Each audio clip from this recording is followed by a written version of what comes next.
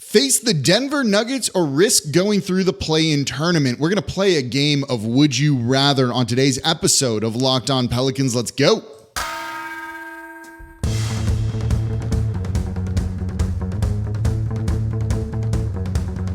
You are Locked On Pelicans, your daily New Orleans Pelicans podcast. Part of the Locked On Podcast Network, your team every day.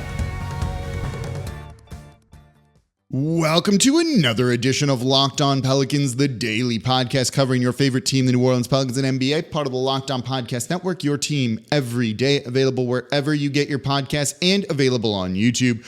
I'm your host, Pelicans Insider, credential member of the media, Jake Madison, at NOLA Jake, here with y'all on this Friday, final show of the week. We're going to play a game. I'm curious to hear and read what you think. Let me know in the comments down below or on YouTube, at NOLA Jake. Here on Locked On Pelicans, would you rather? I'll get to the question here in a second. But of course, thank you for making Locked On Pelicans your first listen today and every day. We're here Monday through Friday, the #1 Pelicans podcast, breaking down everything you want to know about this Pelicans team. We're going to have some fun, like I said, in today's show. Subscribe wherever you get your podcasts and available on YouTube as well. Comment down below on YouTube and become an everyday or listen Monday through Friday to Locked On Pelicans. Support the show that way. Today's episode is brought to you by FanDuel. Make every moment more. Right now, new customers get $150 in bonus bets with any winning $5 bet. It's $150 if your bet wins. Visit FanDuel.com/lockedon to get started. All right, I'm going to pose a question to you. And it was a question that actually another Locked On host said. Nick Angstad, our Locked On Mavs host, asked me this the other day. Would you rather face the Nuggets/Clippers or the Timberwolves/Thunder in the first round of the playoffs? And when he sent me this question, I immediately answered Timberwolves, Thunder, right? Like, give me those. If those are the two buckets, bucket number one, door number one is Nuggets, Clippers. Door number two is Timberwolves, Thunder. Give me door number two, right? Jokic scares the heck out of me. The Pelicans don't have an answer to him whatsoever. Now, other than Billy Hernangomez for some reason in the past, but no team really has an answer for Nikola Jokic, right? He's the reason that the Nuggets kind of just like steamrolled through the playoffs last year. They didn't really get a whole lot of resistance because no one had an answer for Jokic winning the NBA Finals in 5 games, right? They were really, really good. They're a little bit worse this year, but they're still really, really good. And Jokic is, you could make a claim of being the best player in the league. And the Los Angeles Clippers terrify me. We've seen the Pelicans beat them handily, but we've also seen the Clippers beat New Orleans pretty handily too. And with the way they've been playing with Kawhi Leonard, with Paul George, with Russell Westbrook off the bench, with James Harden, that's just a whole lot of firepower you need to keep up with. And we'll talk more about this in the next segment. You know, the Pelicans offense hasn't really figured it out yet. And you're going to have to score in the postseason. It's really as simple as that. I'm not sure New Orleans could do that. So that bucket of the Nuggets and Clippers terrifies me. The Minnesota Timberwolves, the Oklahoma City Thunder, you know, when you look at them, they're good teams. Don't get me wrong. I think Minnesota's defense is legit. They're anchored by a star in Anthony Edwards. They're 42-17. That's an incredible win percentage, right? You have the Oklahoma City Thunder just right behind them at 41-17. They're 1 game back in the win column, so half game back in the standings. That's a very good team. Shai Gilgeous-Alexander is legit a superstar, right? This Oklahoma City Thunder team now added Chet Holmgren back to it. They also beat the Pelicans in New Orleans in the play-in tournament last year. So that's not necessarily a team that you want to play. But New Orleans has fared better against the Timberwolves, against the Thunder, I think, this season. And frankly, I trust those two teams less, even though I think they're good, than the Nuggets or the Clippers, right? Guys that have just kind of proven it. Kawhi Leonard has proven it. Jokic has proven it. Paul George has like somewhat proven it. So it just seems like those are the worst teams that maybe get into the playoffs and don't really know what to do. Not that exactly New Orleans has had tons of success and playoff experience, but I trust them maybe those two teams a little bit less than the Nuggets or Clippers. So it seems to me obvious, right? Think about that for a moment, because there's a follow-up here that really changed my answer to all of this. If you want to face the Timberwolves or Thunder in the first round, to get there, to get those guys, you're going to have to go through the play-in tournament. right? The play-in tournament, for those who aren't as familiar with it, basically means the 7th, 8th, 9th, and 10th seed all have a chance to get into the postseason. The 7th and 8th seeds play each other. The winner of that gets the 7th spot. The 9th and 10th seed play each other. The loser is eliminated. The winner of that one then plays the loser of the 7 and 8 game. So basically, if you are 7 or 8, all you have to do is win one game in the play-in tournament. If you're the 9th or 10th seed, you have to win 2. 2 years ago, the Pelicans, getting in as the 9th seed, had to win 2 play-in tournament games. It's a little bit risky. Last year, they couldn't even win one of them, right? Not an ideal situation for them to be in. They would have had to have won 2, right? And they lost in the first one. So you risk not even making the postseason whatsoever. So you're left with the choice of safely getting into the playoffs as the 5th seed or the 6th seed, and you're going to play, as it stands right now, Denver or the Clippers, or go through in the play-in tournament, potentially needing to win 1-2 extra games, and then you face the Minnesota Timberwolves or the Oklahoma City Thunder. So what would you rather? Let me know in the comments down below. So honestly, going through the play-in tournament worries me with this team because they've been very inconsistent. They're absolutely capable of beating almost any team as long as they aren't losing going into the fourth quarter. But they're also very good at losing to almost every team in the league, right? The Bulls lost the other night in New Orleans was a very good example. In a one-game environment, I don't love that at all. I think it's important this team gets into the playoffs. Simple as that, right? Even if they get swept. And you could argue, well, there's not much of a difference if you get swept in the postseason or losing in the play-in tournament. And I would disagree, but I kind of get where you're going. But I'd rather just safely get in. And frankly, I don't trust this team right now. So give me Denver or the Clippers, or give me the Nuggets or the Clippers in the first round. You know, the way I also view it is this. You're likely going to need to face one of those two teams eventually. Say you beat the Minnesota Timberwolves in the first round. That's great. Love that. I would be thrilled. Getting to the second round this year would be a huge thing for the Pelicans, right? But then you're going to go up against Denver. You may as well just rip that Band-Aid off and face them early on to guarantee yourself that you get in there, because I don't trust this team in the play-in tournament right now, right? Just get it out of the way. 4 games, you get swept by Denver, that's okay. You've got the experience you need. We're going to get all the data we need from this team, and I want to see the data. I want to see how Brandon Ingram and Zion Williamson perform in the playoffs. What game plan does head coach Willie Green come up with? More on that coming up in the next segment about game planning and things like that. Because in the postseason, you're absolutely capable of doing that. Less so during the regular season. The Pelicans have a chance.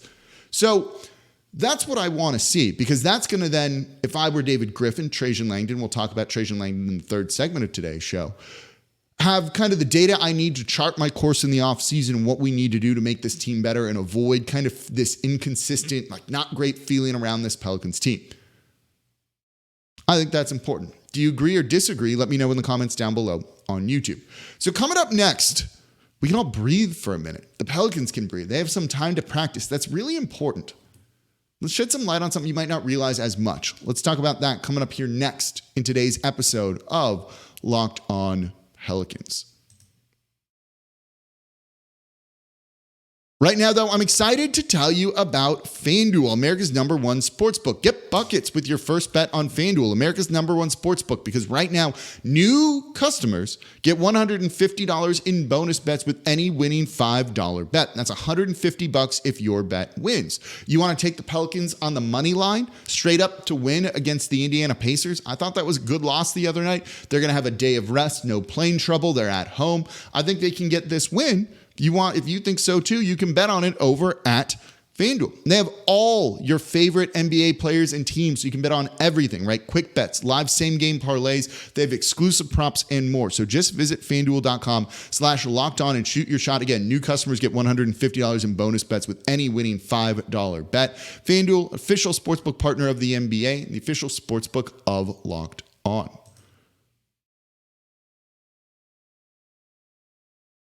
And thank you for making Locked On Pelicans your first listen today and every day. We're here Monday through Friday, the #1 Pelicans podcast, breaking down everything you want to know about this team. Subscribe wherever you get your podcasts. Join one of the almost 10,000 of y'all on YouTube.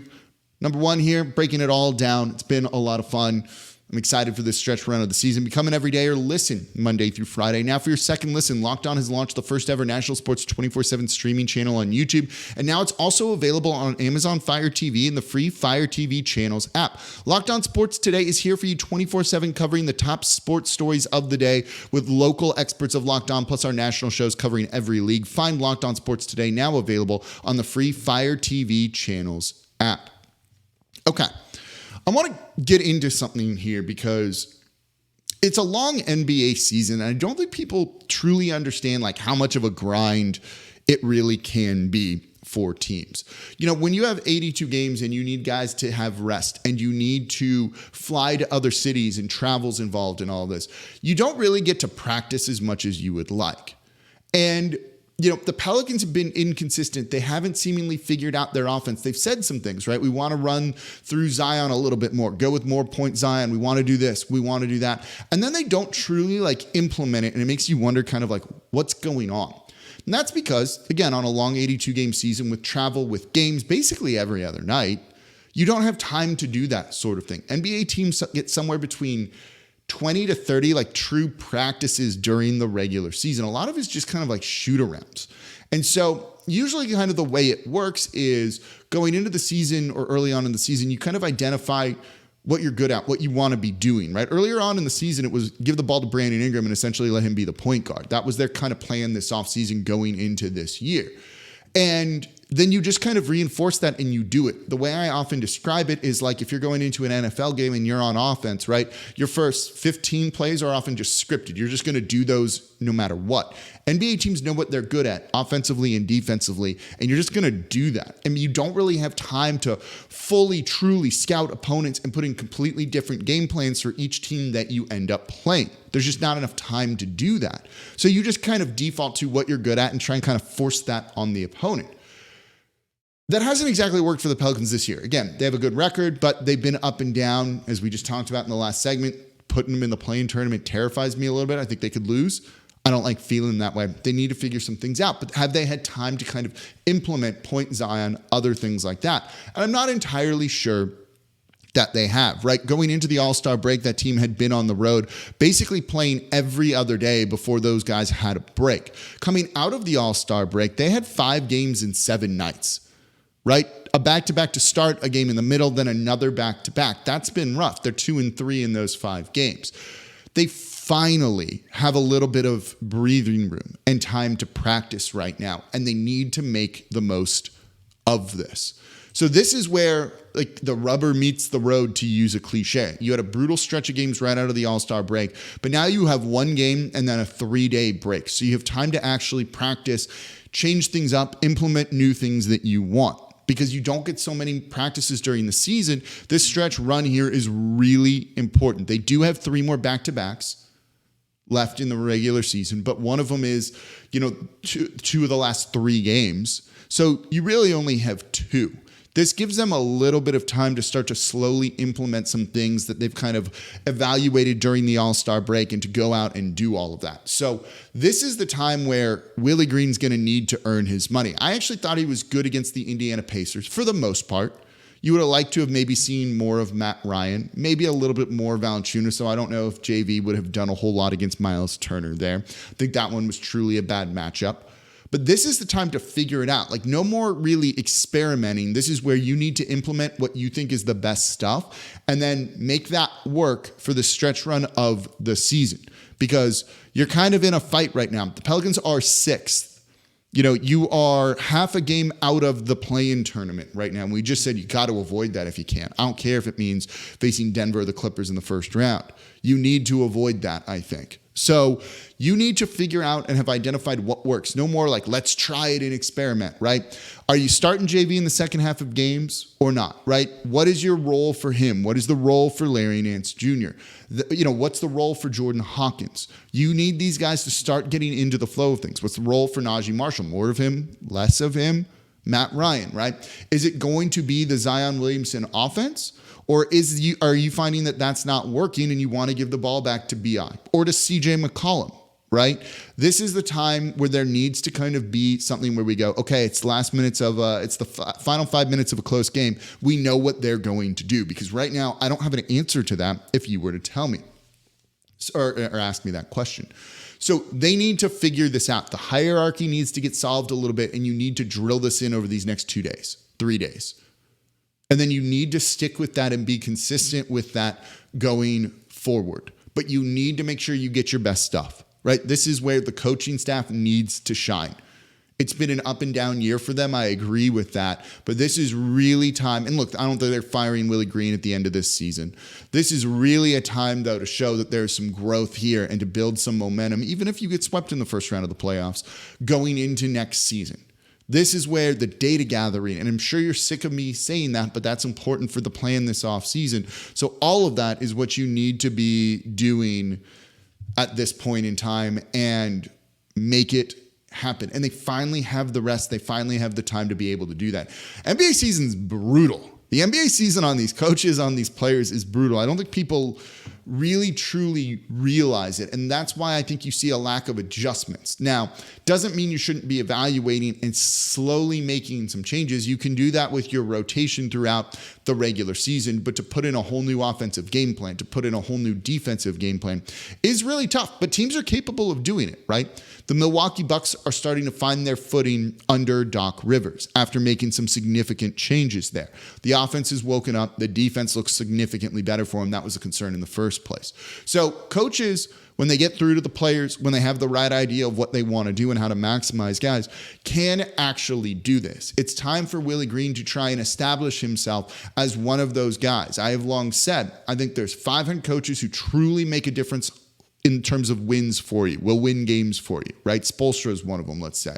I think there's 5 head coaches that are like actively losing you games. You could almost point to Darvin Ham with the Lakers being one of those guys. And then you have 20 guys in the middle who are just kind of there, right? They're not helping you, they're not hurting you, and it's your players who are going to kind of make or break you. And I think that's where Willie Green falls in. Where in that 20 on the top part of that 20, so he's in the top third of the league, or the bottom part, the bottom third, I couldn't really tell you. I think we'd have to, I don't know enough about every other team and their intricacies to be able to evaluate that fairly either. I'm curious what you think, right? If he's in that middle 20, is he at the top of that? You know, do you put him in like 7, 8, 9, 10? Or is it somewhere where he's like, no, 17 or 20, 22, 23 is like the kind of spot that you would put him in? Let me know in the comments down below. So I don't know if he's actively causing a lot of losses versus the players. And I've spoken about this, that maybe the players aren't buying in or they don't have the right kind of players to do what they want. Certainly the center situation isn't helping them when they don't have the correct answer for really anything with either Larry Nance Jr. or Jonas Valanciunas. They need to certainly sort that out this offseason. And that'll be the first thing they do before they look into breaking up Zion Williamson or Brandon Ingram, unless they just get a trade offer they can't say no to for one of those guys. That's a discussion for a different day. So this is really where the coaching staff is going to earn their money. Again, I don't expect them to make significant changes this offseason to it, but this is where we want to see something. Otherwise, it's going to make us a little bit less excited going into next season than we would be otherwise. Want to see some growth.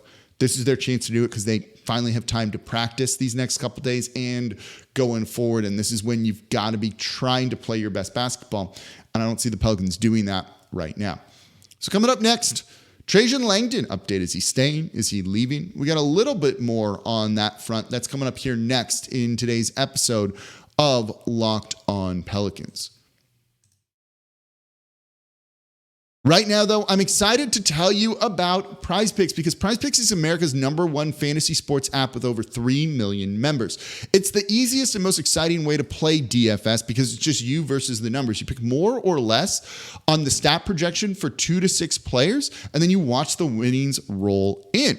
And right now, you can win up to 100 times your money with as little as 4 correct picks. You can turn $100 into $1,000. And PrizePicks even offers injury insurance. Your entries stay in play even if one of your players gets injured. Basketball games, if a player exits the game in the first half, doesn't return in the second, that player projection won't count against you and the rest of your entry stays alive. So PrizePicks is really simple to play. You can make your picks and submit your entry in less than 60 seconds. So go to prizepicks.com/LockedOnNBA and use code LockedOnNBA for a first deposit match up to $100. It's free money right there. That's a first deposit match up to $100 when you go to prizepicks.com/LockedOnNBA and use code LockedOnNBA. PrizePicks, pick more, pick less. It's that easy. And thank you for making Locked On Pelicans your first listen today and every day. We're here Monday through Friday, the #1 Pelicans podcast, breaking down everything you want to know about this Pelicans team. Stretch run of the year, it's going to be a lot of fun. So tell a friend about the show. Get them clued into Locked On Pelicans, knowing what's going on when it comes to this team. We are available wherever you get your podcasts and on YouTube as well. Becoming every day. Listen Monday through Friday. Or if you're listening one day a week, try giving it a try to twice a week. Should have a guest or two next week for you. More topics will be, of course, covering the games here. So it's going to be a lot of fun. I don't know. Basketball is awesome, and I'm having fun this season, even if this team is absolutely frustrating and maddening at times. So one of the things I think the Pelicans have done a very good job of overall, not perfectly, but things have kind of shifted in more recent years, is done a pretty good job in the draft and identifying players that really fit their team and can contribute right away. You look at it with Jordan Hawkins, who we think is a good draft pick. Dyson Daniels could be not, but the defense he was playing before he got injured was certainly excellent, and they could have used him against a guy like Tyrese Halliburton the other night. Herb Jones in the second round is a massive pick for the Pelicans. Trey Murphy, we still believe in, even though he's been slumping, even though he kind of broke back out and then came back down to earth the other night. But if he gets it together, that's an important player for them, right? Guys like Jose Alvarado on a two-way deal, becoming a key contributor for the team. By the way, he's back tonight against the Indiana Pacers after his suspension. Najee Marshall has been a key guy. You know, they picked up a guy like Matt Ryan, who they figured could really help. And we'll see what becomes of a guy like Karlo Makovich, who's now with the Birmingham Squadron and playing there. Someone that they drafted in the second round a couple of years ago. You know, EJ Liddell has a chance to be something, though it's looking a little less likely by the day here as he just doesn't get time. So they've done a pretty good job, I think, of drafting. And I think importantly, that's a very important thing in a small market. You need to kind of tinker around the edges. You need to try and make the most that you can of everything. So you're doing that because you're not a free agent destination here. A guy who's been very key with that is General Manager Trajan Langdon. He reports directly to the executive Vice President of Basketball Operations, David Griffin. That is his full title. The Charlotte Hornets made leadership changes with Mitch Kupchak, their, whatever his title was, lead decision maker in the front office, stepping down, and they went on a big search to try and find a replacement. And a guy like Trajan Langdon, his name came up for that position. Langdon was also linked to the Washington Wizards this past offseason as well. And it was funny. I went on Locked On Hornets this morning to talk about Trajan Langdon and kind of his impact here in New Orleans, whether I think he's good or not. Spoiler alert, if you want to go watch that show, though, I do. You know, I think he's done a good job and would hate to lose him here in New Orleans. Now, you want people to grow in their careers, so if he goes, good for him. But I think he's done a very good job here. Seems to have good rapport with the players, does a lot of international scouting for the team too. That's important. And I think you need something like that in a small market. So I went on Locked On Hornets.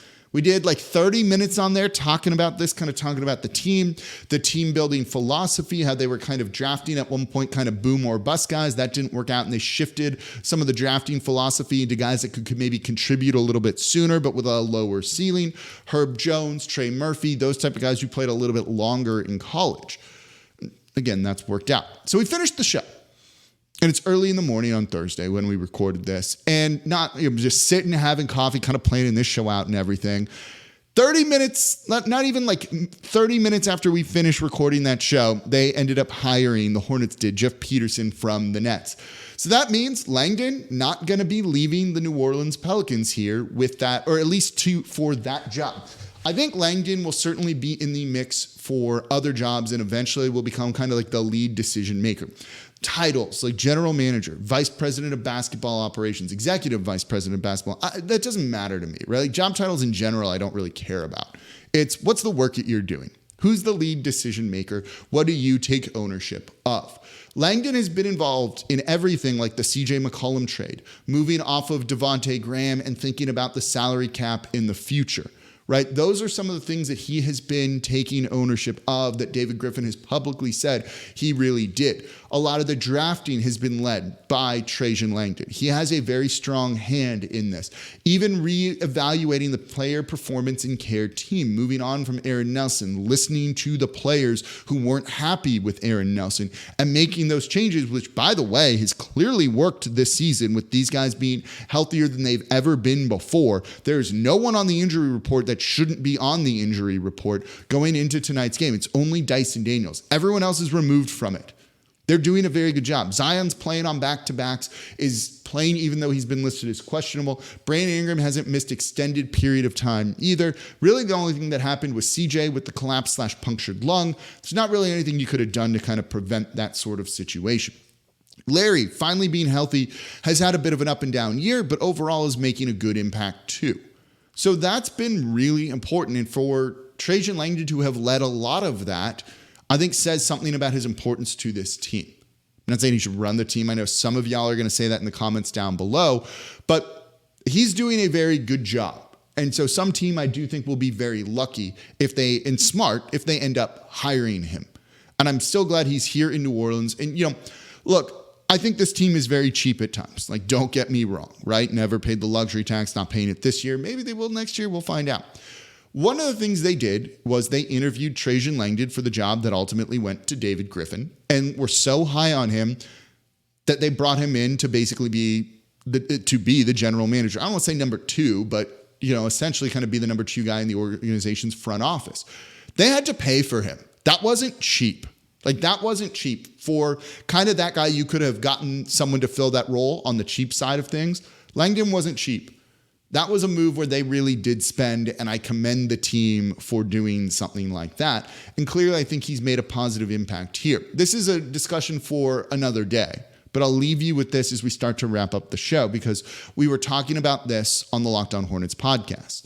When you look at this team, in the Zion era and the Brandon Ingram era, basically the David Griffin era, right? They haven't had the success that we would like them to see, obviously. That's, goes without saying. But is the front office the reason for that? Or is player injuries to Zion Williamson, to Brandon Ingram, and to others the reason for that? And I think it's a little column A, little column B. But certainly I think you can say the injuries and Zion missing a whole year, missing most of last season, really factored into the lack of postseason success that we would have liked to see from this team. Some of it's also been maybe bad coaching, Stan Van Gundy, and all of those things. So, as I said, mix of both here. But I do think Langdon has done a very, very good job here in New Orleans. And want him to be happy, grow your career, do your thing, my dude. But it won't be in Charlotte. And that's cool by me. And that's going to do it for this episode of Locked On Pelicans. Thank you all so much for listening. We are part of the Locked On Podcast Network, your team every day. The #1 Pelicans podcast. Subscribe wherever you get your podcasts and on YouTube. As always, I'm your host, Jake Madison, at NOLA Jake on Twitter. I'll be back with y'all on Monday to recap the weekend and get you set for the upcoming games.